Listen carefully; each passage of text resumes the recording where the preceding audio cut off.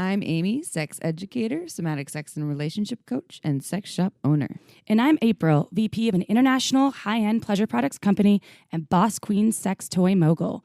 We're best friends who make our own rules about who we are as sexual beings. With everything from how to be a badass in the bedroom to top tips for bringing your relationship to the next level, we have something just for you. So sit back, relax, and enjoy the show. Don't forget to head on over to our website at shamelesssex.com for more. And for 15% off of some of our favorite sex toys, use coupon code SHAMELESSPP in all caps at purepleasureshop.com. Hello, everyone. Amy here. No, April, once again. I am in the wonderful state of Minnesota in Minneapolis. I am here to go on the show Evine, which is like a home shopping network. Kind of like, well, I won't name the other brands, but you know what home shopping network is. It's live TV. And I do this once every couple months to talk about Uberlube. They have a really hot show called Sexy Summer Nights that will be airing this evening. You can look it up on YouTube. If you look up Evine Dark, or Evine After Dark, that's what it's called. You can go look it up and actually watch the footage of it, even though it won't be live then, and see what I'm talking about. It's a whole awesome crew talking about sex toys and pleasure, and there's even some sex education on there, so super awesome and a really cool experience for me to be able to go on live TV, because it's really great practice, as April and I are about to be in the process of filming our own workshop series for Shameless Sex. So that should be coming soon. We're actually filming a 4-week online series for folks to be able to take from the privacy of their own homes, so you don't have to be in Santa Cruz where we are. You can be in Minneapolis if you want. You could probably even do it from Australia and take this course with us. So that is in the works. But that's a little bit about me and where I am.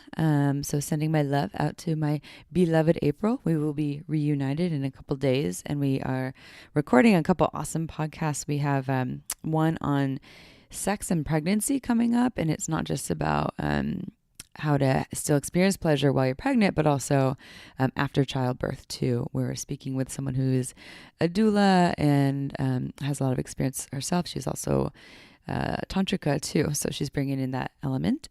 I also have a podcast that we're recording on ganja sex, so cannabis-induced sexuality, but also from a tantric perspective, so from another person who's a tantra practitioner. And another Tantra episode, actually, that will be recorded in July. So a lot on more of the energetic and connected sides of sex. But don't worry, if you don't identify with those, we have plenty of other super sexy things coming up in the works. And yeah, we love hearing from you and what your interests are. I need to take a look on the survey on our website to see what your most recent inquiries have been. But I know that a lot of you love more the topics related to sexual mastery, how to be a better lover. And in my opinion, anything related to Tantra is that. So a lot of that stuff will apply to you. So this episode, I am actually specifically going to answer sex questions because we have a lot in our inbox, and I'm just going to take this opportunity to answer a number of them. A couple of them have a similar theme. 2 of them are actually a theme of someone who is female bodied that orgasms too quickly, whether it's a partner complaining about it, or not complaining, but saying it's an issue, or it's actually someone else saying, I come too quickly as a female body and it's an issue. And I know for a lot of folks out there who are female body who don't come too quickly, or if they feel like it's hard for them to orgasm, you're probably listening and like, is there such thing as too quickly? I'm jealous. I want that. There's also a sex question with someone who has a hard time orgasming with a partner, but they can orgasm on their own because they have shame. Question about sex addiction, and what else? Polyamorous question. So how to navigate polyamory. So I'm just going to dive in and start answering some sex questions for y'all. If this is your question that you sent, us. We really appreciate it. Thank you, thank you, thank you. All these questions I think are from like early May, so that's how long it takes us to get through questions because we are super busy. Like we've said in the past, we're trying to also answer them on Facebook Live when April and I are together. So if you're not already a friend of mine on Facebook Live or a fan of Shameless Sex, I recommend doing both so that you can also see our Facebook Live answers to sex questions. And follow us on Instagram too, on Shameless Sex Podcast on Instagram. Sometimes we do some things on there, and we are always posting fun facts and sex education stuff and photos of us and our adventures. So be sure to stay connected to us through all of these wonderful social outlets. Okay, so let's go for question number 1. We're going to keep this person anonymous, and their name is Jay. So Jay says, and I've kind of paraphrased this a little bit, my wife and I are interested in exploring 3-ways, and we've been getting close with a married man who now wants to leave his wife to join us in a polyamorous relationship. I'm feeling stressed about him leaving his wife for us. We like him and want to be with him, but I'm feeling conflicted. This will be my first experience with a man. Please help. Okay, so there's a lot of things here. One, this is a new experience. So there's a new desire with this person and their wife to explore 3-ways, which has led to specifically a 3-way with another man.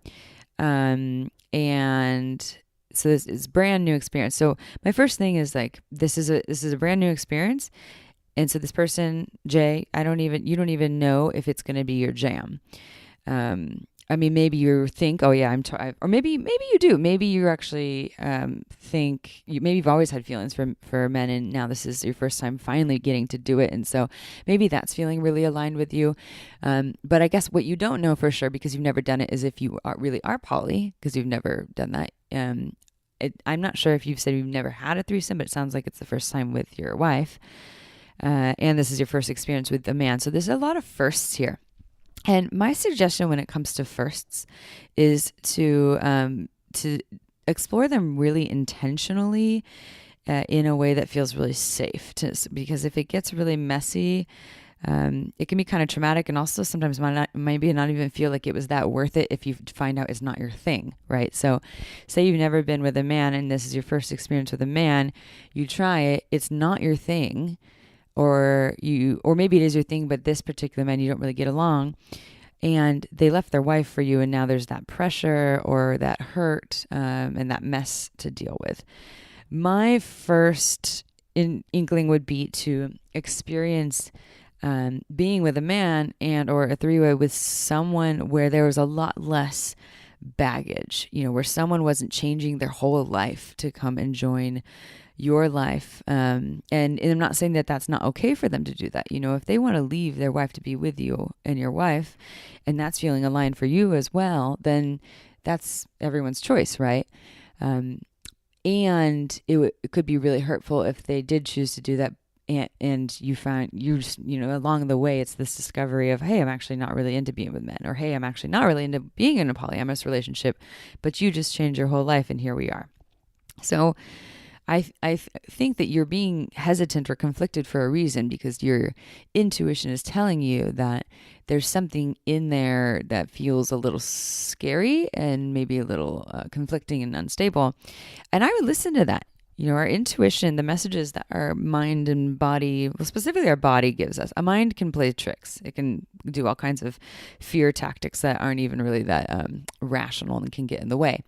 But if you're feeling in your gut deep down that there is something conflicting about this, that it's actually could end up really messy, I would listen to that. And not saying completely call it off, but have more conversations about it. Go really, really slowly before you dive into anything, because that gut feeling is usually there for a reason. It can be there related to past trauma and shame and things to be worked with, but it can also be there because it just has this deeper knowing of like, we're not really in alignment here. So my suggestion would be to have those deeper conversations with this person, with your wife, really feel it out and play out all the what ifs with them. Let them know, this is my first experience with a man. What if this isn't for me? Or this is our first experience with polyamory. What if this isn't for us? and you've left your wife. What do we do then? That sounds really scary for you and for us. Do we really even want to go down that route? Maybe my wife and I, should go and experience this with someone else in another way to make sure that's even our thing. Or maybe before you leave your wife, we don't even try anything sexually intimate. We just spend some time getting to know each other more and see how that feels. So just being really, really careful about that. It seems like that's what your question is more related to than it is about how to do poly. We've had episodes in the past on polyamory. Actually, our most recent one, there was just 3 tips to polyamory, how to do it successfully. And we could record 20 podcasts on how to do polyamorous relationships.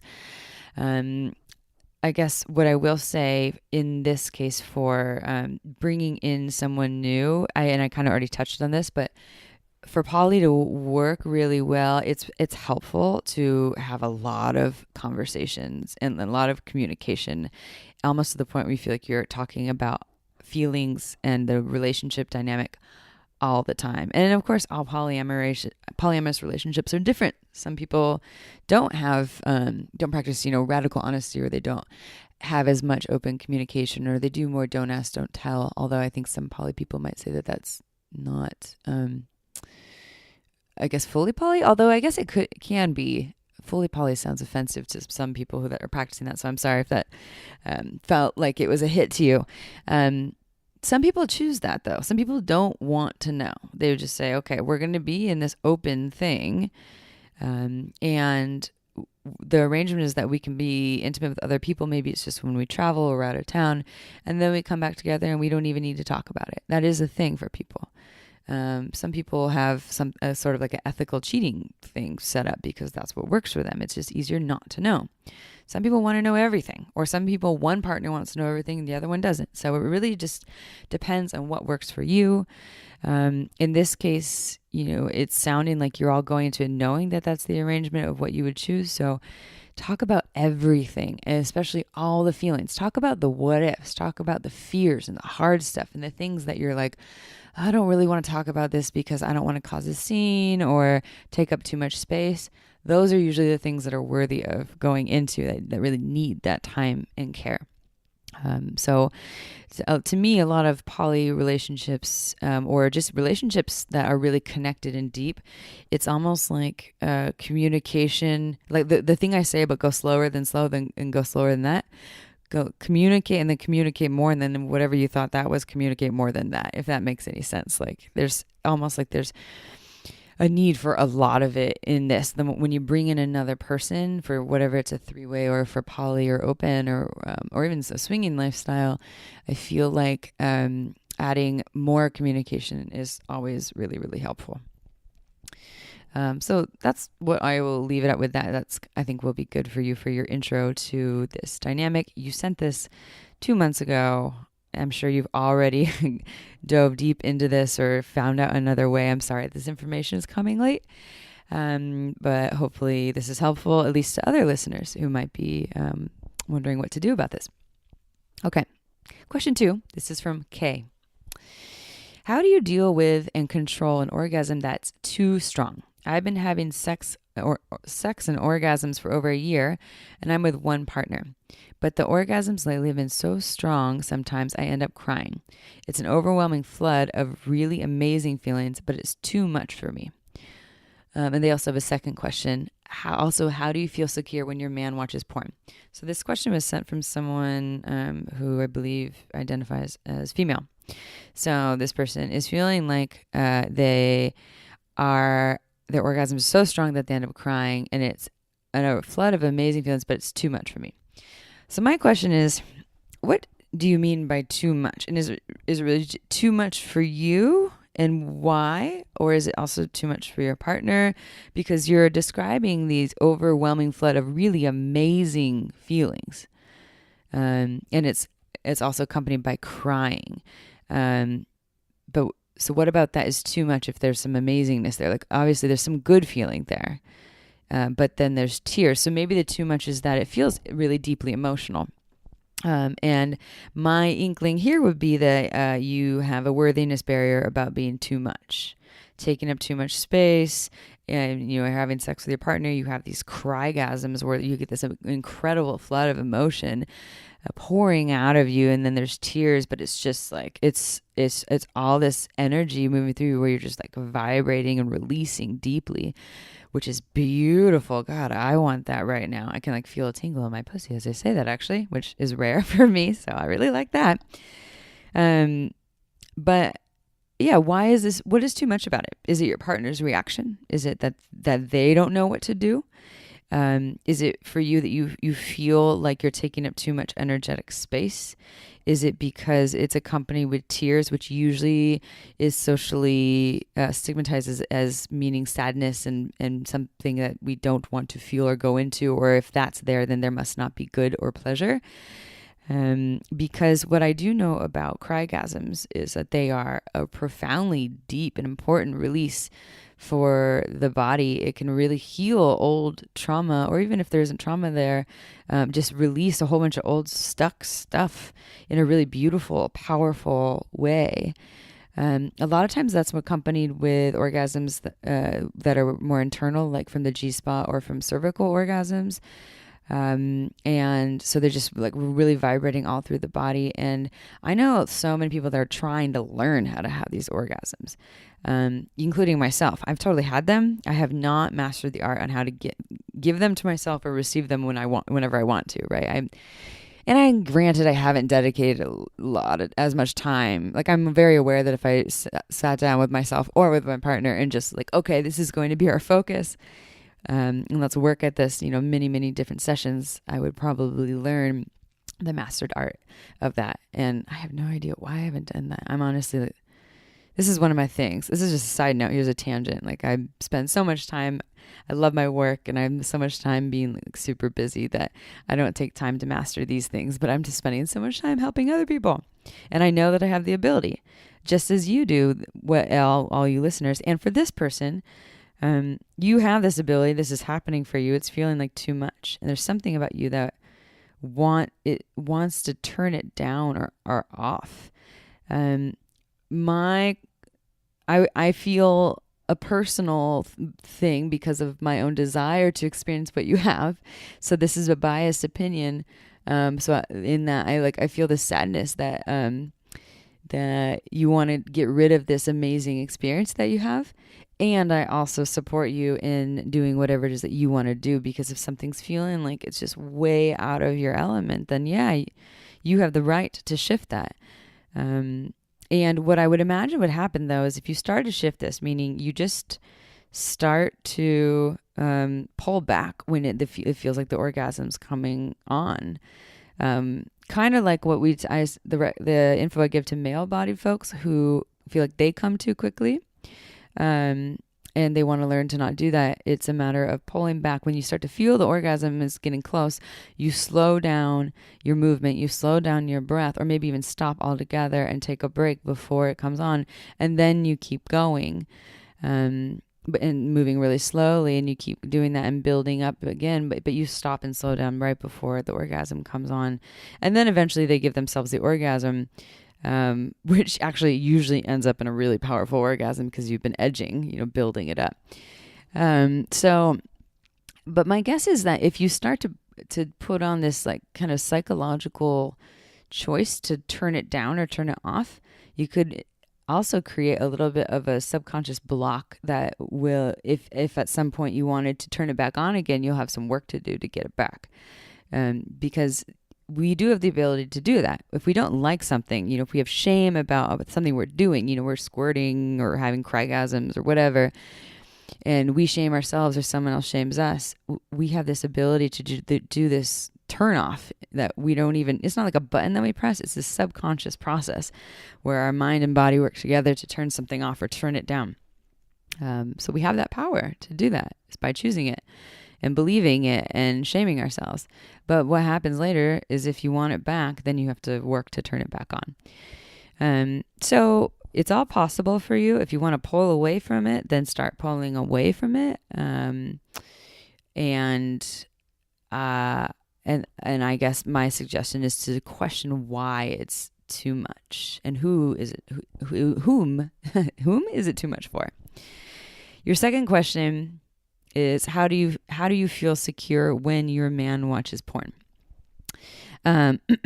So I'm also guessing from your two questions here that you have some shame about sexuality in general, that perhaps that this is a theory that maybe with the first question that women shouldn't be as orgasmically powerful as you are experiencing, and the one about porn, that there's shame in men watching porn, meaning that it's a personal threat to you. Just because someone watches something or someone doesn't mean that they don't love you, that they don't care about you, or that you're not enough. It's entertainment. It's something that's a quick dopamine rush. You watch porn or you use a vibrator and you get a quick dopamine rush, a really quick orgasm. It's exciting. It's new. People love newness. And it doesn't mean that they don't love their partner. It doesn't mean they want to cheat on their partner either. It just means that they like newness and it excites them. So my suggestion would be is to reframe the way that you think about porn, and when someone watches it, to really tell yourself and understand that it's entertainment and it doesn't speak to how they feel about you, to not take it personally and make it about you, to allow it to be for your partner. Now, if your partner's doing it 5 times a day, or if they are actually choosing that over having sex with you, then that's something to look at. Then that actually does speak to the relationship.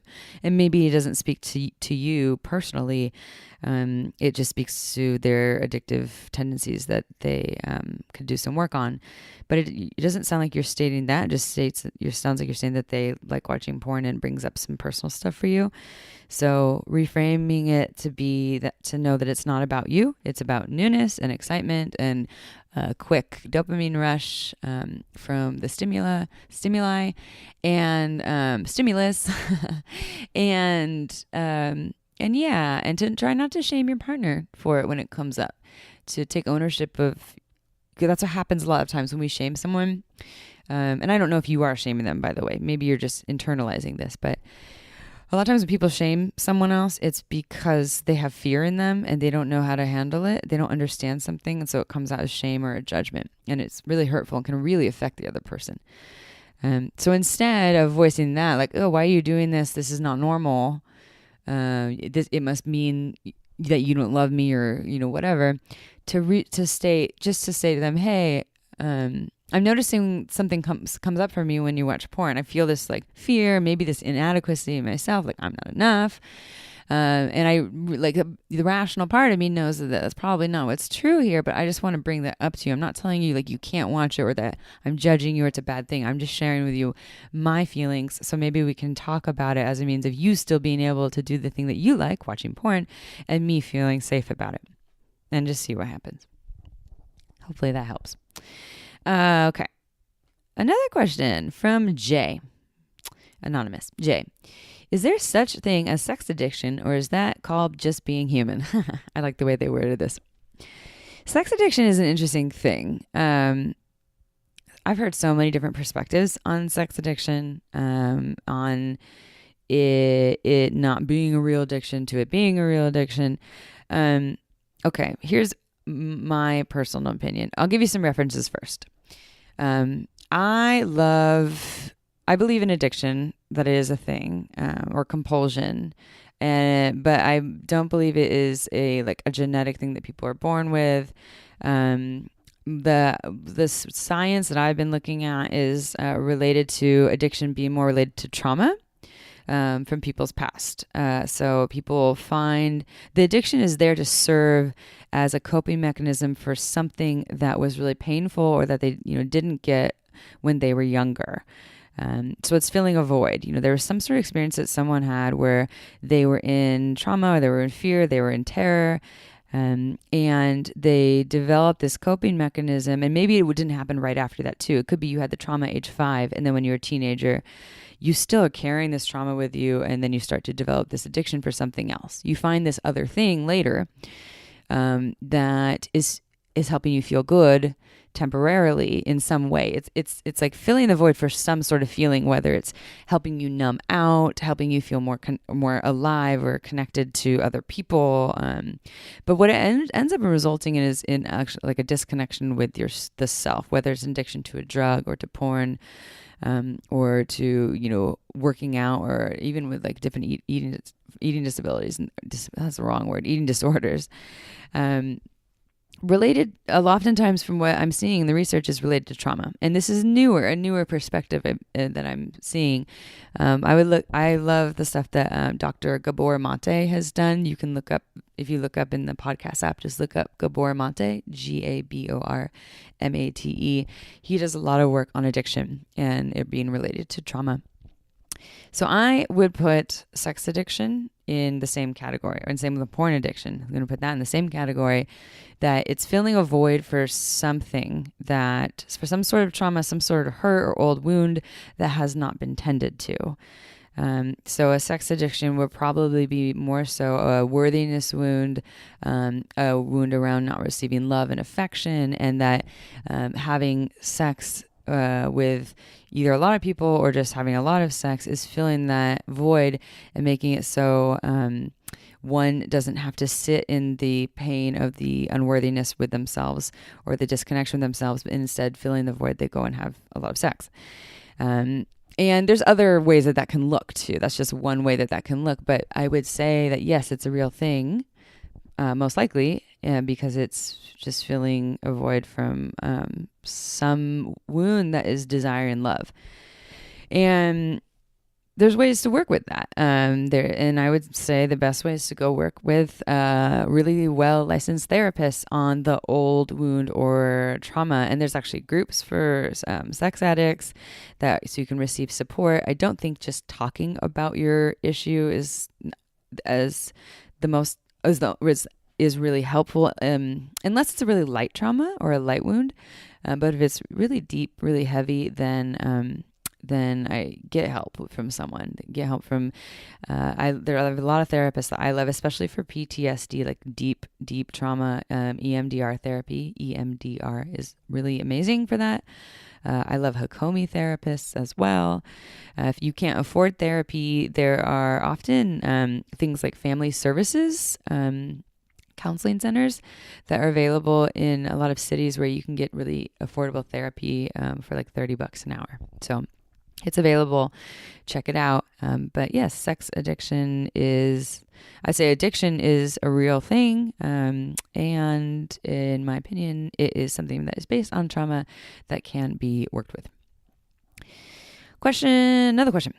E asks, another anonymous person, E, my wife has orgasms so fast, like within seconds, and she is not a fan of multiple orgasms.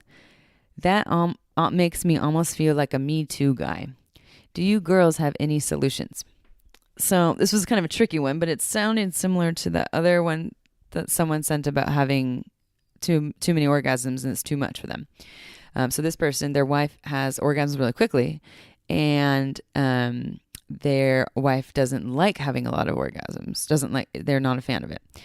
And then there's the part about this makes him feel like a Me Too guy, meaning like because he's the one touching her, and she's having these multiple orgasms and she's not into it, then he's feeling like he's a bad guy. This is what I paraphrase that, of course. So this is just my guess. I think it will kind of coincide with what I said before. Too fast for whom, right? Like, why is the orgasm that's happening too fast perceived as too fast? Because when female bodies have orgasms too fast or quickly, it doesn't mean that their bodies often can receive more touch after. They don't have the same refractory period that a penis owner would have because they're not, they don't have to deal with sperm production and all that stuff. So is it that it's too fast and it's affecting the ability for you to continue connecting? Is it too fast because either you or she or both of you think that that's not what sex should look like, especially for a woman? And I'm reading that she is not a fan of multiple orgasms. I'm wondering why. Why is it a unpleasant thing or a bad thing for her to experience multiple orgasms? Is it because she doesn't like the physical experience of having orgasm at all or having multiples? Is it feeling overwhelming and exhausting? Is it feeling like she shouldn't because she's taking up too much energetic space because you're not doing that? Is it because you are uncomfortable with it and you're kind of like, whoa, this is a lot. Why are you having so many orgasms? I'm only having, one in a session. And most women I've slept with, this is not the case. There's something wrong with you, or you're different, or this isn't normal. I have so many questions. So I actually would need a lot more information to fully answer this. But my best suggestion would be to embrace it for both of you. Unless it's bringing up like a trauma response for her, like maybe the orgasms are bringing up some old scary stuff. And so then that's something for her to work on, maybe with a therapist. But if the orgasms are feeling pleasurable, but it's just kind of like some frustration and shame with that in that she feels like she shouldn't have them because that's not what sex should look like, or because she's a woman, or maybe that's what you feel like, I would reframe that because pleasure is pleasure, and pleasure is awesome, and it is a really wonderful thing for people to share and experience as well. So if there's some reframing that can happen for both of you, I feel like on the other side of that is a whole bunch of super awesome, connected, juicy, orgasmic sex for both of you. So yeah, I don't think there's such thing as too much pleasure or too much orgasm unless it's getting in the way of like your normal everyday life. Like you can't go to work because you're having too many of them. That's one thing. But otherwise, embrace that shit. It's awesome. I'm jealous. Hopefully that helps. And I guess I didn't sympathize with you too much of your experience of feeling like a Me Too guy. I get that. If you're touching her and she's saying like, this is too much, and not your touch, but the orgasms are too much, and she's having a problem with it. And then you're feeling like it's almost your fault. Then yeah, that's hard. And maybe makes you feel like you want to take a step back. So the reframing probably has to start more so with her embracing the fact that she's awesome and like super orgasmically charged, and that most women are jealous of that. And then getting fully on board for it, and then you getting fully on board for it as well. So hopefully that helps. But my solution would not be to get rid of the orgasms. I would not prefer that. Okay. Another question. This person used the name Unsatisfied. Okay. Unsatisfied asks, I am a woman and I've been seeing a wonderful man for about 6 months now. We have great sex, but an old problem keeps showing its ugly head. I've been sexually active for a number of years now, not tons of partners, but plenty of sexual experiences, and I have never once been able to be brought to orgasm by my lover. This new guy I'm seeing wants desperately for me to tell him what I do to get me off. He encourages me to play with myself. Basically, he does and says all the right things, and when we're in bed together, everything feels so good and so amazing, but for whatever reason, I can't let go of whatever is holding me back. To let go of whatever unconscious shame I may have surrounding sex, having grown up in a Christian household, and zone into my body and allow myself to experience an orgasm with my partner. So that's the struggle. There's shame. I masturbate regularly and have for years. I can always bring myself to orgasm when I'm alone, but even when I get down with myself when I'm in bed with a partner, it's almost as if the nerve endings are dulled down there. And what would normally do it for me when I'm alone no longer works when the pressure is on and there's someone else in the room. Please help. Okay, dearest Unsatisfied. So this is your brain. This is your mind. This is shame. This is definitely all about a mental block here, because you're saying, you can masturbate and give yourself pleasure and that's easy for you. You know how to do that. You know what works, and it totally works for you. And then when you come together with a partner, all of the sudden your body turns off. And even if you touch yourself with your own hands the same way you normally would alone, it's like you can't even feel anything. And then when they touch you, it's the same thing. So this is an example of, it's definitely not your body. It's definitely your mind and your brain, and a block related to some sort of shame or fear. Fear in being seen, fear in being witnessed, fear in maybe a worthiness thing and in taking up too much space. This seems to be a theme for a lot of these questions. But that's super common, especially for women, because we live in the post-hysteria era, and there still is this idea that, like, there's like the crazy, wild, screaming woman. No one wants that. It's way too much. She needs to calm down, stop crying.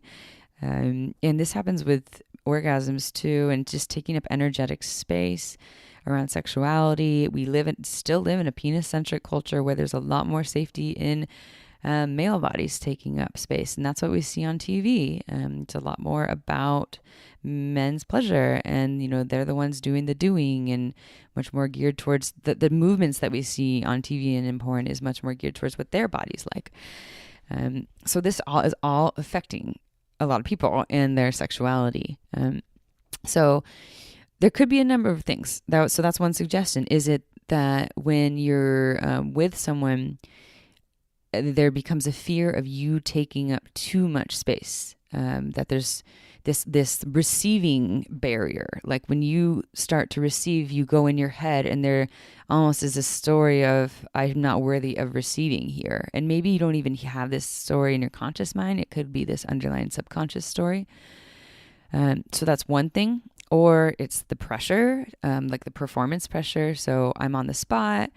They're looking at me. It's a lot to take in. And then you start to go right in your head into the stories of, I'm not going to be able to come. This isn't going to work. I can't feel anything. I don't want to let them down, all of that stuff. And that prohibits you from really being present for the pleasure that's even possible. And in turn makes it so you can't feel, your body numbs out or turns off. So those are just some potential options. I mean, what it really sounds like is there's definitely a part of you going in your head, not being present for your body, and your body turning off, because your body isn't completely numbed off from touch when you touch yourself. Although I do have a question now. Perhaps have you ever received some sort of trauma from being touched by someone else? Either you having sex with someone else or them, touching you with their hands or whatever that is, where it created this trauma and now this story that being touched with someone else there or by them doesn't feel good. And so your body numbed out and turned off. And so even if you're in that environment with them and they're still there, but you're touching yourself, it still stays numb because there's some old trauma there hasn't been worked on. So there's a lot of things here, but it's definitely something going on in your head. And you grew up in a Christian household, and so you're pretty clear that there is some shame that you've stated. I'm not saying all Christians have shame, but you've said you're ready to let go of some unconscious shame. It sounds like you don't have shame around masturbation because you can touch yourself alone, but it might, again, be that shame around touching yourself in front of someone else, and that's not okay, whether it's based on being a woman or whatever that is. So I would get really clear on where that comes from. And the way to do that is when you start to touch yourself in front of your partner or be touched by them, pay attention to the thoughts. And instead of just like the one of the thoughts is, I don't feel anything, I'm numb. But what else is there? What are the stories going on in your head? Is it, I want this to be over soon. I'm taking too much space. I'm really nervous. What are they thinking? Am I taking too long? All of that. Or I shouldn't be doing this. Just take note of what those stories are, so that maybe you can piece together what the storyline is and where it comes from. Also take note of your body and what it's doing. Is your heart racing really rapidly? Do you feel nauseous in your stomach? Can you even feel your body at all? Or are you just like in your head? Do you start to disassociate and leave your body? These are all worthy things to look at. If you are starting to disassociate and leave your body, I would say there's definitely some deeper trauma there that would be helpful to be worked on with a therapist. If you are just feeling like you're kind of in your head and stuck there in the blocks, you can kind of feel, but it feels like pretty numb, but you can kind of feel, then it probably more so is related to a shame-based storyline that can be worked on. So you're not broken. that's the really great news. This is something that you can work on. It's going to take time. And part of that is starting to notice what's happening in the mind and the body. Once you notice what the storyline is and where it's coming from, doing the work there, either with a therapist if it's feeling really deep, or if it's not, if it's feeling like just a story that's hanging out in there of I'm taking up too much space, et cetera, you could still work with a therapist on worthiness stuff, always helpful. Or check out Brene Brown's Men, Women, and Worthiness Audible book. It's wonderful. Or on top of that, then what you do is you just start to notice when the brain does that, when you're touching yourself or being touched, and then just come back to feeling your body as it's being touched. And it might feel numb for a little while as you're starting to feel safe again in there being witnessed by someone else. And continue to practice that with someone and just stay open to it. And if you feel that numbness, don't allow yourself to go into the brain, to the thought process of, this isn't going to feel good, I'm not going to orgasm, all those doubtful stories of doubt, and just come back to the sensations. And one thing people miss out on a lot is they kind of look at touch as like this on a spectrum of like all or nothing, meaning it's either I don't feel anything, so I'm completely numb, or I feel orgasm and or a whole bunch of pleasure and tingling. There's a whole gray area in there, and if you just start to pay attention to the little sensations, like, okay, yeah, no, I feel a little something on my clitoris, and there's a little tingle there, or like a little bit of warmth, or a little bit of like throbbing, but it's not big, but it's little, and you start to really bring some awareness to the subtle things. Then through that, you might be able to finally notice the even bigger things. And I believe it's my friend Mauricio who teaches orgasmic breath, breath orgasm. And he actually did a podcast on breath orgasm. You can go back and listen to that. He says that he is a teacher who states that the big things come through the little things, right? So if we completely miss all the little things, all those like subtle and slight sensations, sometimes that means because we're not paying attention to those, we're then blocked to go to the bigger things. The bigger things, like the next level, that we need to pay attention to the little things to move forward onto the big ones. So those are just some options there to play with.